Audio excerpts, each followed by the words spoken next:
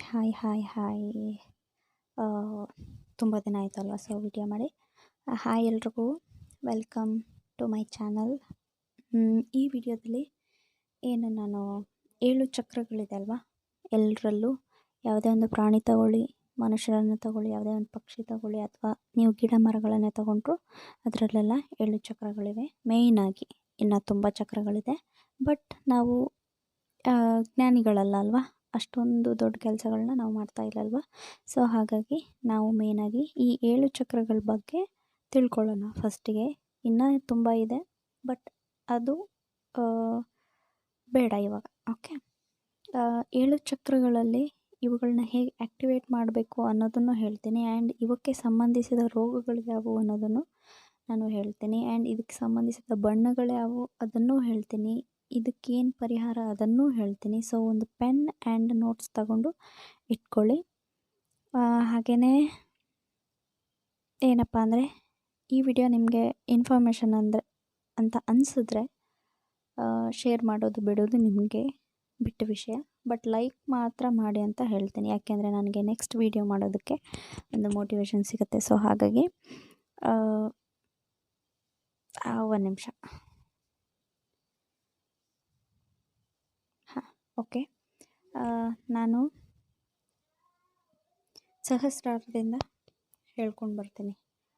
ಸಹಸ್ರಾರ ಚಕ್ರ ಇಲ್ಲಿರುತ್ತೆ, ಏನು ನೆತ್ತಿ ಭಾಗ ಅಂತ ಹೇಳ್ತೀವಿ. ಸೊ ಅಲ್ಲಿರುತ್ತೆ. ನೀವು ಇದಿದೆ ಅಲ್ವಾ ಡ್ರಾ, ಅದನ್ನು ನೋಡೋದಕ್ಕೆ ಹೋಗ್ಬಿಡಿ ಪ್ಲೀಸ್. ನನಗೆ ಅಷ್ಟೊಂದು ನೀಟಾಗಿ ಬರೋದಿಲ್ಲ, ಬಟ್ ನಾನು ಒಂದು ಶೇಪ್ ತೆಗೆದಿದ್ದೀನಿ ಅಷ್ಟೇ. ಇನ್ಫಾರ್ಮೇಷನ್ ನೋಡಿ, ಈ ಡ್ರಾಯಿಂಗ್ ನೋಡೋದಕ್ಕೆ ಹೋಗ್ಬಿಡಿ. ಓಕೆ, ಇವಾಗ ಸಹಸ್ರಾರ ಇದು ಏನು ನಮ್ಮ ನೆತ್ತಿ ಭಾಗ ಅಂತೀವಿ ನೋಡಿ, ಅಲ್ಲಿರುತ್ತೆ. ನೆತ್ತಿ ಭಾಗ ಅಂದರೆ ನೀವೀಗ ಸ್ಟ್ರೈಟ್ ನಿಮ್ಮ ಕತ್ತನ್ನು ಇಟ್ಕೊಂಡ್ರೆ ಹಣೆಯಿಂದ 4 ಇಂಚ್ ಹಿಂದ್ಗಡೆ ಹೀಗೆ 4 ಬೆರಳನ್ನು ಇಟ್ಕೊಳ್ಳಿ. ನಿಮ್ಮ ಹಣೆ ಅಂಚಿಂದ ಹಿಂದ್ಗಡೆ 4 ಬೆರಳನ್ನು ಇಟ್ಕೊಂಡು ಒಂದು ಪಾಯಿಂಟನ್ನು ಗುರುತು ಮಾಡ್ಕೊಳ್ಳಿ. ಅಲ್ಲಿ ನಿಮ್ಮ ಸಹಸ್ರಾರ ಅದಿರೋ ಜಾಗ. ಓಕೆ, ಆ್ಯಂಡ್ ಆಜ್ಞಾಚಕ್ರ ಅದು ಇಲ್ಲಿ 2 ಹುಬ್ಬುಗಳ ಮಧ್ಯೆ, ಅದಕ್ಕೆ ನಾವು ಕುಂಕುಮವನ್ನು ಹಣೆಗೆ ಇಟ್ಕೊಳ್ಳೋದು. ಅದು ಈ ಬೆರಳಲ್ಲೇ ಇಟ್ಕೋಬೇಕು. ಓಕೆ, ಈ ಬೆರಳಿಗೂ ಅದಕ್ಕೂ ಇದು ಆಜ್ಞಾಚಕ್ರಕ್ಕೂ ಈ ಉಂಗುರ ಬೆರಳು, ಬಲಗೈ ಉಂಗುರ ಬೆರಳಿಗೂ ಸಂಬಂಧ ಇದೆ. ಸೊ ಹಾಗಾಗಿ ನಾವು ಕುಂಕುಮನ ಹೀಗೆ ತೊಗೊಂಡು ಹೀಗೆ ಇಟ್ಕೊಳ್ಳೋದು. ಓಕೆ, ಆ್ಯಂಡ್ ವಿಶುದ್ಧಿ ಚಕ್ರ ಇದು ಇರುವ ಜಾಗ ನಮ್ಮ ಗಂಟಲು, ಏನು ಥ್ರೋಟ್ ಅಂತ ಏನು ಹೇಳ್ತೀವಿ, ಸೊ ಅಲ್ಲಿದೆ. ಆ್ಯಂಡ್ ಇದು ನಮ್ಮ ಹಾರ್ಟ್ ಚಕ್ರ, ನಮ್ಮ ಎದೆ ಏನಿದೆ ಸೊ ಆ ಭಾಗದಲ್ಲಿದೆ. ಆ್ಯಂಡ್ ಮಣಿಪುರ ಚಕ್ರ ಈ ನಾಭಿ ಏನಿದೆ ನೋಡಿ, ಅದರ ಮೇಲ್ಗಡೆ ಒಂದು 2 ಇಂಚು, 2ರಿಂದ 3 ಇಂಚು ಜಾಗದಲ್ಲಿ ಇದೇನು ಮಣಿಪುರ ಚಕ್ರ ಇದೆ. ನಾಭಿಯಿಂದ ಕೆಳಗಡೆ ಒಂದು 2 ಇಂಚು ಕೆಳಗಡೆ ಸ್ವಾಧಿಷ್ಠಾನ ಚಕ್ರ ಇದೆ. ಇದೇನು ಬೆನ್ನು ಎಲುಬು ಇದೆ ಅಲ್ವಾ, ನಮಗೆ ಬ್ಯಾಕ್ ಬೋನ್ ಇದೆ ಅಲ್ವಾ, ಸೊ ಅದರ ಅಂಚು ನಿಮ್ಗೆ ಕಾಣಿಸ್ತಿಲ್ಲ. ನಮ್ಮ ಬ್ಯಾಕ್ ಬೋನ್ ಏನಿದೆ, ಈಗ ಸ್ಟ್ರೈಟ್ ಒಂದು ಲೈನ್ ಹೇಳ್ಕೊಳ್ಳಿ, ನೀವು ಫೀಲ್ ಮಾಡ್ಬೋದು ಅದನ್ನು. ಓಕೆ, ನಿಮ್ಮ ಬೆನ್ನ ಹಿಂದ್ಗಡೆ ಲಾಸ್ಟ್ ಅಂಚು ಏನಿದೆ, ಸೊ ಆ ಬ್ಯಾಕ್ ಬೋನಿನ ಅಂಚಲ್ಲಿ ಲಾಸ್ಟಲ್ಲಿ ನಿಮಗೆ ಮೂಲಾಧಾರ ಚಕ್ರ ಸಿಗುತ್ತೆ. ಆ್ಯಂಡ್ ಈ ಚಕ್ರಕ್ಕೆ ಹೊಂದಿಕೊಂಡಂತೆ ಆ್ಯಕ್ಟಿವ್ ಇಲ್ಲ ಈ ಚಕ್ರಗಳು, ಅಂದರೆ ಅದಕ್ಕೆ ಯಾವ ಒಂದು ಪ್ರಾಬ್ಲಮ್ಸ್ ಬರುತ್ತೆ ಅದನ್ನು ಕೂಡ ಹೇಳ್ತೀನಿ. ಆ್ಯಂಡ್ ಇದಕ್ಕೆ ಪರಿಹಾರವಾಗಿ ಏನೇನೆಲ್ಲ ಮಾಡ್ಬೋದು ಅದನ್ನು ಕೂಡ ಹೇಳ್ತೀನಿ. ಇದನ್ನು ಒಂದೇ ಒಂದು ವಿಡಿಯೋದಲ್ಲಿ ಹೇಳೋದಕ್ಕೆ ತುಂಬ ಕಷ್ಟ. ಸೊ ಹಾಗಾಗಿ ನಾನು ಪಾರ್ಟ್ 1 ಆ್ಯಂಡ್ ಪಾರ್ಟ್ 2ನ ಮಾಡ್ತೀನಿ. ಪಾರ್ಟ್ 1ಅಲ್ಲಿ ಇದರ ಇನ್ಫಾರ್ಮೇಷನ್ ಇರುತ್ತೆ, ಪಾರ್ಟ್ 2ಅಲ್ಲಿ ಇದಕ್ಕೆ ಅಂದರೆ ಈ 7 ಚಕ್ರಗಳನ್ನು ಆ್ಯಕ್ಟಿವೇಟ್ ಮಾಡೋದಕ್ಕೆ ಏನು ಮಾಡಬೇಕು ಅನ್ನೋದ್ರ ಬಗ್ಗೆ ಇರುತ್ತೆ. Thank you so much video ನೋಡ್ತಾ ಇರೋದಕ್ಕೆ. ಇನ್ನು ಸಹಸ್ರಾರ ಚಕ್ರಕ್ಕೆ ಹೋಗೋಣ. ಸಹಸ್ರಾರ ಚಕ್ರ ನಮ್ಮ ನೆತ್ತಿಯಲ್ಲಿ ಇರುತ್ತೆ ಅಲ್ವಾ. ಸೊ ಇದು ನಾನು ಏನು ಈ ಕಲರನ್ನು ಹಾಕಿದ್ದೀನಿ, ಇದನ್ನ ನಿಮಗೆ ನೆನಪಿಟ್ಕೊಳ್ಳೋಕ್ಕೆ ಒಂದು ಸೂತ್ರನ ಹೇಳ್ತೀನಿ. ಅದೇ ಏನಪ್ಪ ಅಂದರೆ,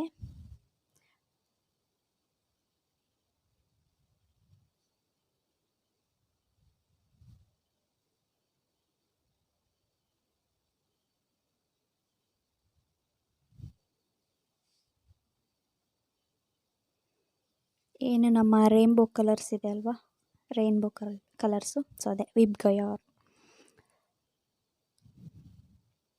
VIBGYOR V violet, indigo, blue, green, yellow, orange. ನಿಮಗೆ ಕಾಣಿಸ್ತಾ ಇಲ್ಲ, ನಾನು ಈ ದೀಪನ ಕೆಳಗಡೆ ಇಟ್ಬಿಡ್ತೀನಿ, ಯಾಕೆಂದರೆ ನನಗೆ ಹತ್ಕೊಂಡ್ರೆ ಅಂತ ಸ್ವಲ್ಪ ಭಯ. Thank you universe.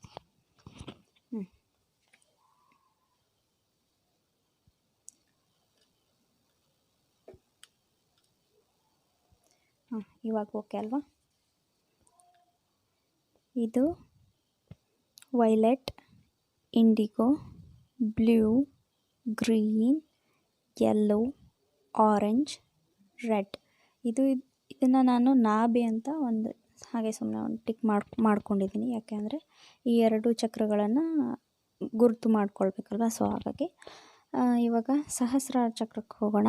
ಅದರಲ್ಲಿ ಏನೇನು ಆಗುತ್ತೆ, ಅದಕ್ಕೆ ಸಂಬಂಧಿಸಿದಂತಹ ಏನು ಪ್ರಾಬ್ಲಮ್ಸ್ ಇದೆ ಅನ್ನೋದ್ರ ಬಗ್ಗೆ ಹೇಳ್ತೀನಿ. ಆ್ಯಂಡ್ ಅದಕ್ಕೆ ಬೀಜ ಮಂತ್ರ ಯಾವುದು ಅನ್ನೋದನ್ನು ಹೇಳ್ತೀನಿ. ಓಕೆ, ಇವಾಗ ಸಹಸ್ರಾರ ಚಕ್ರಕ್ಕೆ ಬೀಜ ಮಂತ್ರ ಅ ಅಥವಾ ಸೋಹಂ, ಈ ಎರಡು ಅದಕ್ಕೆ ಹೇಳ್ಬೋದು.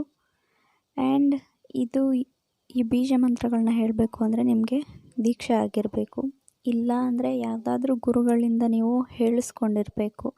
ಯಾಕೆ ಅಂದರೆ ಅದಕ್ಕೆ ಕೆಲವೊಂದು ಕ್ರಮಗಳಿದೆ. ಅದನ್ನು ಉಸಿರು ಬಿಗಿ ಹಿಡಿದು ಆ ಸಹಸ್ರಾರ ಇದೆ ಅಲ್ವಾ, ಆ ಚಕ್ರದಲ್ಲಿ ಒಂದು ಬಿಗಿತವನ್ನು ಹಿಡಿದು ಹೇಳುವಂತಹದ್ದು. ಸೊ ಅದು ನಮಗೆ ಯಾರಾದರೂ ಹೇಳ್ಕೊಡ್ಬೇಕು, ನಾವೇ ಪ್ರಾಕ್ಟೀಸ್ ಮಾಡ್ತೀವಿ ಅಂದರೆ ಸೊ ಅದು ಆಗೋದಿಲ್ಲ. ಸೊ ಹಾಗಾಗಿ ತುಂಬ ಈಸಿಯಾಗಿ ಏನು ಮಾಡ್ಬೋದು ಅನ್ನೋದನ್ನು ನಾನು ಇನ್ನೊಂದು ವಿಡಿಯೋದಲ್ಲಿ ಹೇಳ್ತೀನಿ. ಸಹಸ್ರಾರಕ್ಕೆ ಸಂಬಂಧಿಸಿದಂಥ ಬೀಜ ಮಂತ್ರ ಸೋಹಂ ಅಥವಾ ಅಕಾರ. ಓಕೆ, ಬೀಜ ಮಂತ್ರ ಇದು ಆ್ಯಕ್ಟಿವ್ ಇಲ್ಲ ಅಂದರೆ ಇದಕ್ಕೆ ಸಂಬಂಧಿಸಿದಂತಹ ಏನು ಪ್ರಾಬ್ಲಮ್ಸ್ ಇರುತ್ತೆ ಅಂದರೆ ತಲೆನೋವು ಬರೋದಾಗಿರ್ಬೋದು, ನೆತ್ತಿ ಉರಿ ಅಂತ ಹೇಳ್ತೀವಲ್ವ, ಸೊ ಆ ಥರ ಆಗಿರಬಹುದು. ತಲೆಗೆ ಸಂಬಂಧಿಸಿದಂಥ ಪ್ರಾಬ್ಲಮ್ಸು, ಮೆದುಳಿಗೆ ಸಂಬಂಧಿಸಿದಂತಹ ಪ್ರಾಬ್ಲಮ್ಸು ಕೂಡ ಬರುತ್ತೆ ಸಹಸ್ರಾರ ಚಕ್ರ ಆ್ಯಕ್ಟಿವ್ ಇಲ್ಲ ಅಂದರೆ. ಇದು ಆ್ಯಕ್ಟಿವ್ ಆದರೆ ತುಂಬಾ ಬೆನಿಫಿಟ್ ಇದೆ. ಇದಕ್ಕೆ ಸಂಬಂಧಿಸಿದಂತಹ ಬಣ್ಣ ಅಂದರೆ ಬಿಳಿ ಬಣ್ಣ ಅಥವಾ ವೈಲೆಟ್ ಬಣ್ಣ.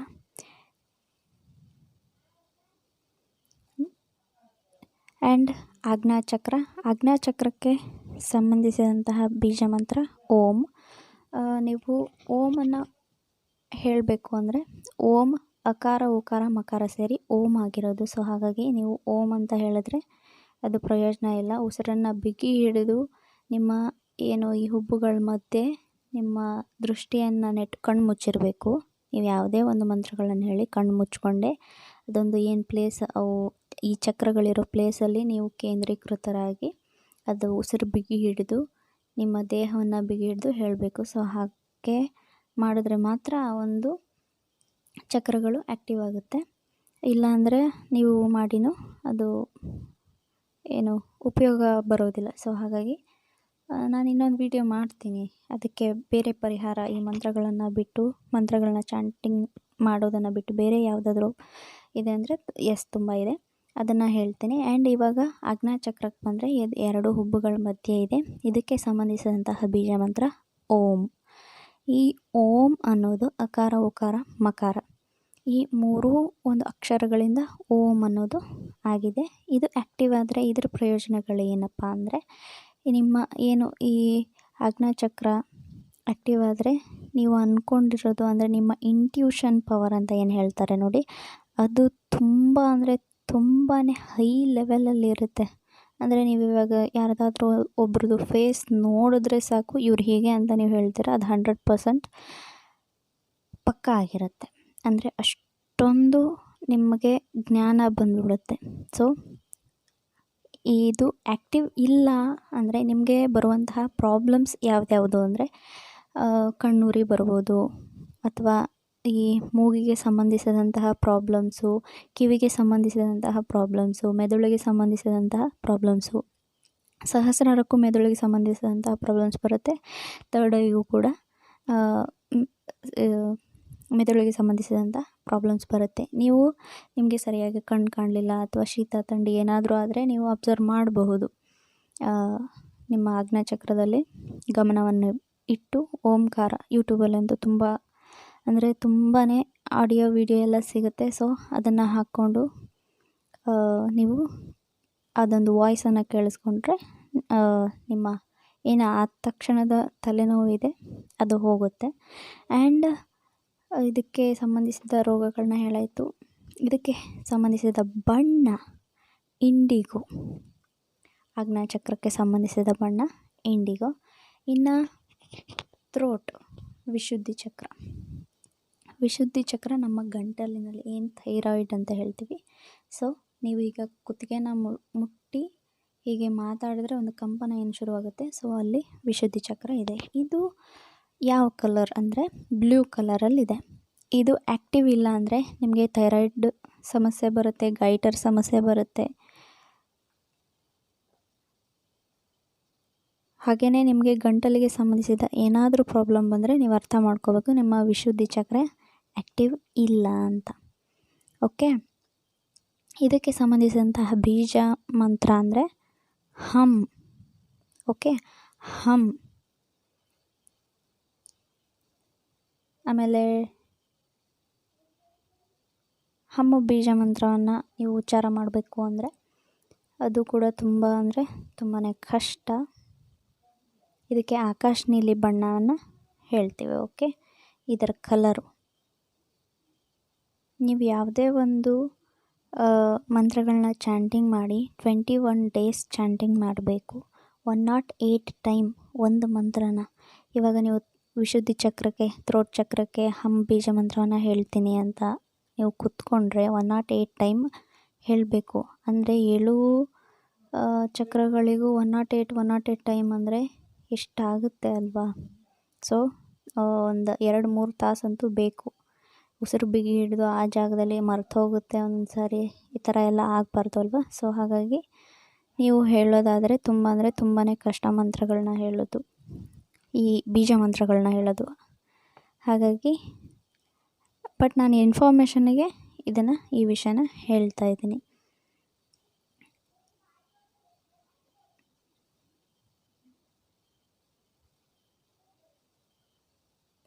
ಇನ್ನು ವಿಶುದ್ಧಿ ಚಕ್ರಕ್ಕೆ ಸಂಬಂಧಿಸಿದಂತಹ ಪ್ರಾಬ್ಲಮ್ ಅಂದರೆ ಈ ಬಿಕ್ಕಳಿಕೆ ಅಂತ ಏನು ಹೇಳ್ತೀವಿ ನೋಡಿ, ಅಂದರೆ ಮಾತಾಡುವಾಗ ಕ ಖ ಕ ಖ ಅಂತ ಈ ಥರ ಎಲ್ಲ ಮಾತಾಡ್ತಾರೆ ನೋಡಿ, ಅವರಿಗೆ ಈ ಪ್ರಾಬ್ಲಮ್ ಇರುತ್ತೆ. ಸೊ ಅವರು ಈ ಥರದ ಪ್ರಾಬ್ಲಮ್ ಇದ್ದಾಗ ಅವರ ವಿಶುದ್ಧಿ ಚಕ್ರವನ್ನು ಕ್ಲಿಯರ್ ಮಾಡಿಕೊಂಡ್ರೆ ಅವರಿಗಿರುವಂತಹ ಪ್ರಾಬ್ಲಮ್ ಕ್ಲಿಯರ್ ಆಗುತ್ತೆ. ಆ್ಯಂಡ್ ಈ ವಿಶುದ್ಧಿ ಚಕ್ರ ಆಗಿರಬಹುದು, ಈ 7 ಚಕ್ರಗಳಿಗೂ ಸಂಬಂಧಿಸಿದಂತಹ ಸೌಂಡ್ ಕೂಡ ಇದೆ. ಅದನ್ನು ನೀವು ಕೇಳಿಸ್ಕೊಳ್ಳೋದ್ರಿಂದನೂ ನಿಮ್ಮ ಒಂದು ಚಕ್ರಗಳನ್ನು ನೀವು ಆ್ಯಕ್ಟಿವ್ ಮಾಡ್ಕೋಬೋದು. ಆ್ಯಂಡ್ ಅನಾಹತ ಚಕ್ರ, ಅನಾಹತ ಹಾರ್ಟ್ ಚಕ್ರ ಅಂತಲೂ ಕೂಡ ಕರಿತೀವಿ. ಇದು ಗ್ರೀನ್ ಕಲರಲ್ಲಿದೆ. ಗ್ರೀನ್ ಕಲರ್ ಅನಾಹತ ಚಕ್ರ, ಹಾರ್ಟ್ ಚಕ್ರ. ಇದಕ್ಕೆ ಸಂಬಂಧಿಸಿದಂತಹ ರೋಗಗಳು ಅಂದರೆ ಹಾರ್ಟ್ ಪ್ರಾಬ್ಲಮ್, ಲಂಗ್ಸ್ ಪ್ರಾಬ್ಲಮ್, ನಿಮಗೆ ಉಸಿರಾಟದ ತೊಂದರೆ ಇದೆ ಅಂದರೆ ನೀವು ಅರ್ಥ ಮಾಡ್ಕೋಬೇಕು ನಿಮ್ಮ ಅನಾಹತ ಚಕ್ರ ಬ್ಲಾಕೇಜ್ ಇದೆ ಅಂತ. ನಿಮಗೆ ಹಾರ್ಟ್ ಪ್ರಾಬ್ಲಮ್ ಬಂದಿದೆ ಅಂದರೆ ನೀವು ಅರ್ಥ ಮಾಡ್ಕೋಬೇಕು ನಿಮ್ಮ ಹಾರ್ಟ್ ಚಕ್ರ ಆ್ಯಕ್ಟಿವ್ ಇಲ್ಲ ಅಂತ. ಇದಕ್ಕೆ ಒಂದು ಬೀಜ ಮಂತ್ರ ಅಂದರೆ ಎಮ್. ಯ ಬರೋದು ಮುಂದ್ಗಡೆ ಒಂದು 0, ಎಮ್. ಹೃದಯಕ್ಕೆ ಸಂಬಂಧಿಸಿದಂತೆ ಯಾವುದೇ ಕಾಯಿಲೆ ಬಂದರೂ ನೀವು ಅರ್ಥ ಮಾಡ್ಕೋಬೇಕು. ಆವಾಗ ಶ್ವಾಸಕೋಶಕ್ಕೆ ಸಂಬಂಧಿಸಿದಂತಹ ಯಾವುದೇ ಪ್ರಾಬ್ಲಮ್ ಬಂದಾಗ ನೀವು ಅರ್ಥ ಮಾಡ್ಕೋಬೇಕು ನಿಮ್ಮ ಅನಾಹತ ಚಕ್ರ ಅನ್ನೋದು ಆ್ಯಕ್ಟಿವ್ ಇಲ್ಲ ಅಂತ. ಆವಾಗ ನೀವು ನಿಮ್ಮ ಏನೋ ಆ ಒಂದು ಬೀಜ ಮಂತ್ರಗಳನ್ನ ಹೇಳೋದಾಗಿರಲಿ ಅಥವಾ ಎಲ್ಲರೂ ಒಬ್ಬರು ಹೀಲರ್ ಕಡೆ ನಿಮ್ಮ ಆ ಒಂದು ಏನು ಹಾರ್ಟ್ ಚಕ್ರವನ್ನು ಹೀಲಿಂಗ್ ಮಾಡಿಸ್ಕೊಳ್ಳೋದ್ರಿಂದಾಗಿರ್ಬೋದು, ನೀವು ನಿಮ್ಮ ಹಾರ್ಟ್ ಚಕ್ರವನ್ನು ಆ್ಯಕ್ಟಿವೇಟ್ ಮಾಡ್ಕೋಬಹುದು. ಆ್ಯಂಡ್ ಅದರಿಂದ ನಿಮಗೆ ಇರುವಂತಹ ಪ್ರಾಬ್ಲಮ್ಸ್ ಕ್ಲಿಯರ್ ಆಗುತ್ತೆ. ಇದರ ಒಂದು ಬೀಜ ಮಂತ್ರ ಎಮ್.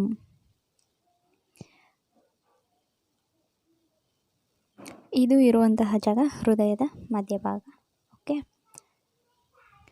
ಇದ್ರ ಕಲರ್ ಬಂದು ಗ್ರೀನು. ಇನ್ನೊಂದು ಏನಪ್ಪ ಅಂದರೆ, ಇನ್ನೊಂದು ವಿಷಯ, ಇದನ್ನೆಲ್ಲ ಹೇಳ್ತಾ ಇದ್ದೀರಾ ನಮಗೇನೂ ಪ್ರಾಬ್ಲಮ್ ಇಲ್ಲ ಅನ್ನೋರು ನೀವು ಕ್ವಶನ್ ಮಾಡಿದ್ರೆ, ಏನೂ ಪ್ರಾಬ್ಲಮ್ ಇಲ್ಲ ಅಂದಮೇಲೆ ಇದನ್ನೆಲ್ಲ ಯಾಕೆ ನಾವು ತಿಳ್ಕೊಬೇಕು ಅಂತ ನೀವು ನನ್ನ ಕ್ವಶನ್ ಮಾಡೋದಾದರೆ, ನಾನು ನಿಮ್ಗೆ ಹೇಳೋದು, ರೋಗ ಬಂದ ಮೇಲೆ ಚಿಕಿತ್ಸೆ ತಗೊಳ್ಳೋದಲ್ಲ, ರೋಗ ಬರೋದಕ್ಕಿಂತ ಮೊದಲೇ ನಾವು ಏನು ನಮ್ಮ ಪೂರ್ವಜರು ಕೊಟ್ಟಿರುವಂತಹ ಈ ಎಲ್ಲ ಟೆಕ್ನಿಕ್ಕನ್ನು ಉಪಯೋಗಿಸ್ಕೊಂಡು ಆರೋಗ್ಯವಾಗಿ ಇರೋದು ಒಳ್ಳೆಯದು. ಯಾಕೆ ಅಂದರೆ ಅವರೆಲ್ಲ ಮಾಡ್ತಾ ಇದ್ದಿದ್ದು ಇದನ್ನೇ.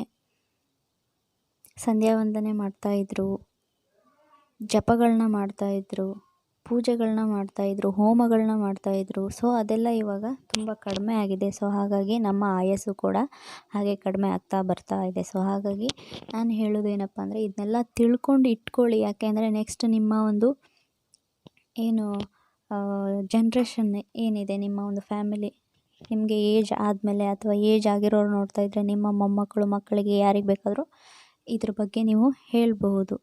ನಾನು ಇದನ್ನೆಲ್ಲ ತಿಳ್ಕೊಂಡಿದ್ದು ನನ್ನ ಗುರುಗಳಿಂದ. ನನ್ನ ಅಪ್ಪ ಅಮ್ಮ ಆಗಿರಲಿ, ನನ್ನ ಅಣ್ಣ ತಮ್ಮ ಆಗಿರಲಿ, ಯಾರೂ ನನಗೆ ಹೇಳಿಕೊಟ್ಟಿಲ್ಲ. ನಾನು ನನ್ನ ಗುರುಗಳಿಂದ ತಿಳ್ಕೊಂಡಿರೋದು. ನಾನು ನನ್ನ ಗುರುಗಳಿಗೆ ಯಾವಾಗಲೂ ಋಣಿಯಾಗಿರ್ತೀನಿ. ರೋಗ ಬಂದ ಮೇಲೆ ಹೋಗಿ ಡಾಕ್ಟ್ರ್ ಹತ್ರ ಆಪ್ರೇಷನ್ನು ಅದು ಇದು ಅಂತ ಮಾಡ್ಕೊಳ್ಳೋದ್ರ ಬದಲು ನಾವು ಮನೇಲೇ ಇದನ್ನೆಲ್ಲ ಮಾಡಿಕೊಂಡ್ರೆ, ಏನು ಆ ಒಂದು ಖರ್ಚು ಏನಿದೆ ಪೇ ಮಾಡ್ತಿರಲ್ವ, ಲಕ್ಷಗಟ್ಟಲೆ ಕೋಟಿಗಟ್ಟಲೆ ದುಡ್ಡಿರೋರು ಮಾಡ್ತಾರೆ.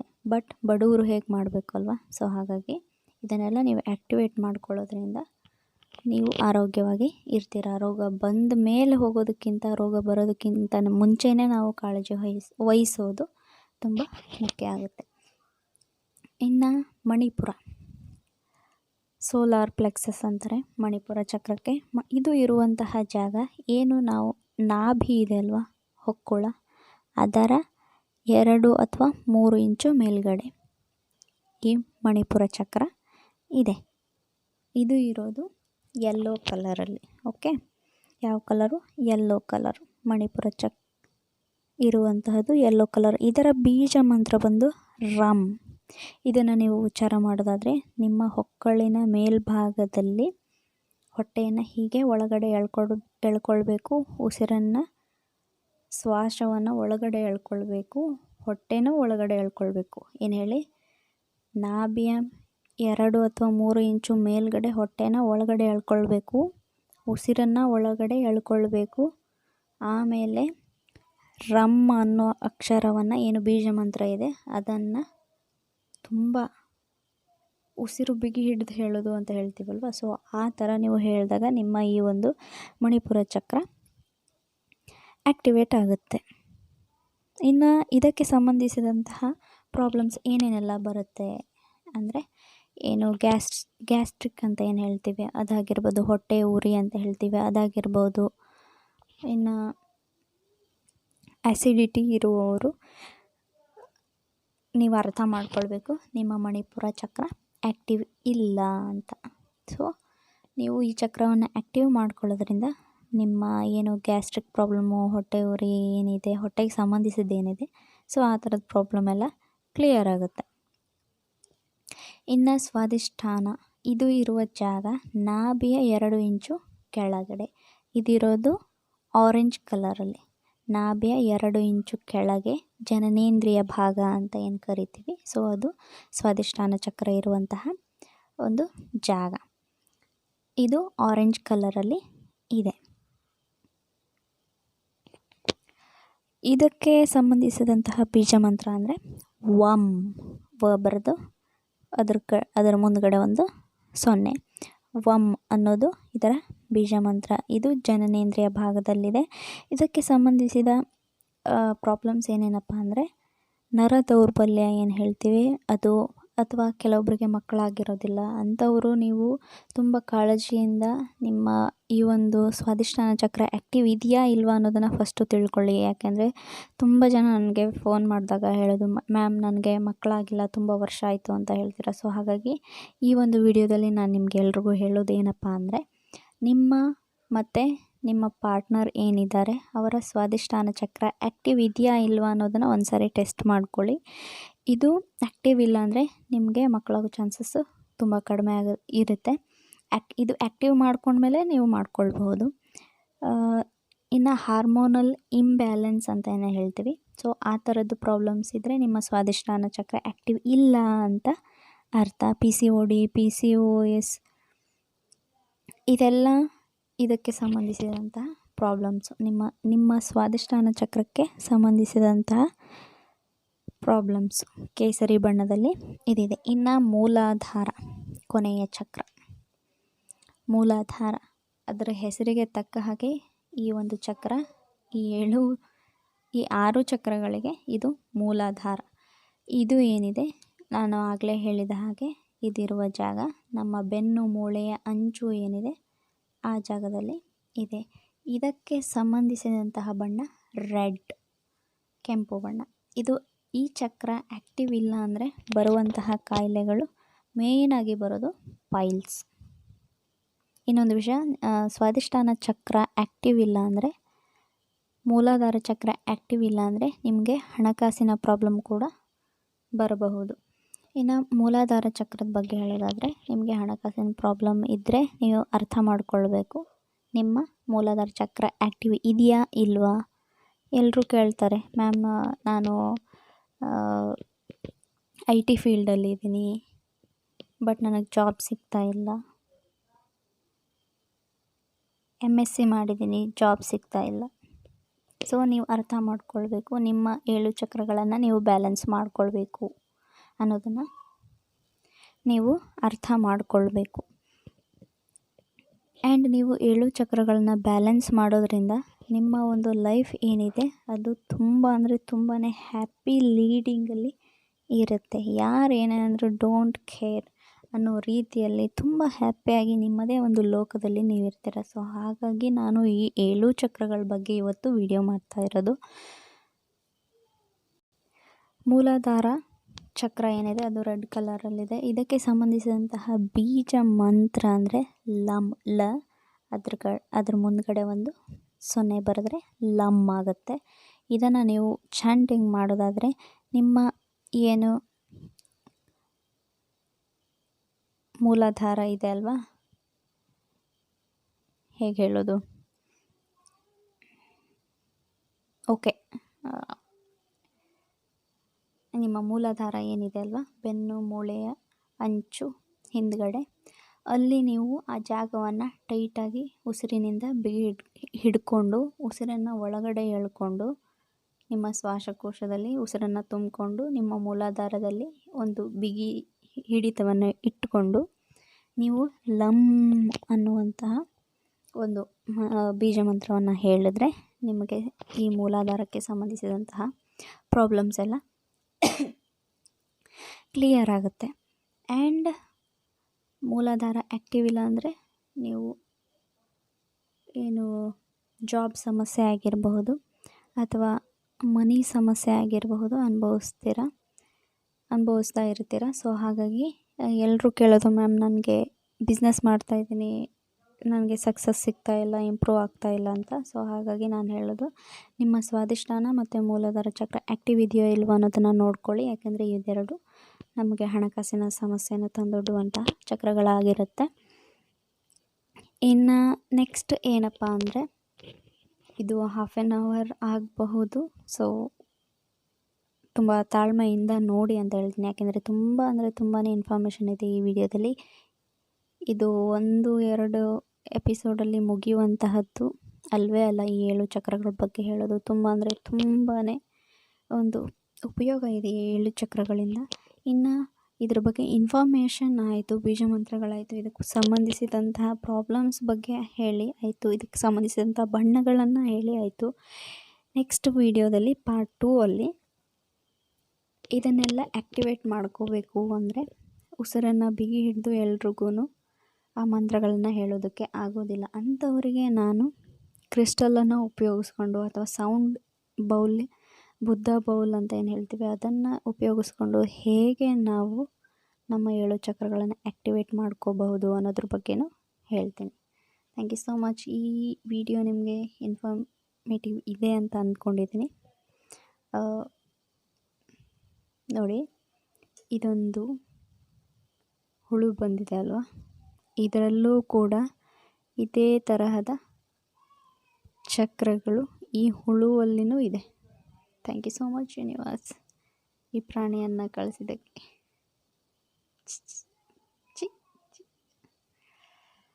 ಹಾಂ, ಎಷ್ಟೊತ್ತು ವಿಡಿಯೋ ನೋಡೋದಕ್ಕೆ ಥ್ಯಾಂಕ್ ಯು ಸೋ ಮಚ್. ಹಾಗೆ ಲೈಕ್ ಮಾಡೋದನ್ನು ಮರಿಬೇಡಿ. ಇದರಲ್ಲಿ ಏನಾದರೂ ನಿಮಗೆ ಕನ್ಫ್ಯೂಷನ್ ಇದ್ದರೆ ಕಮೆಂಟಲ್ಲಿ ಕೇಳಬಹುದು. ಐ ಹೋಪ್ ನಿಮಗೆ ಈ ವಿಡಿಯೋ ಇಷ್ಟ ಆಗಿದೆ ಅಂದ್ಕೋತೀನಿ.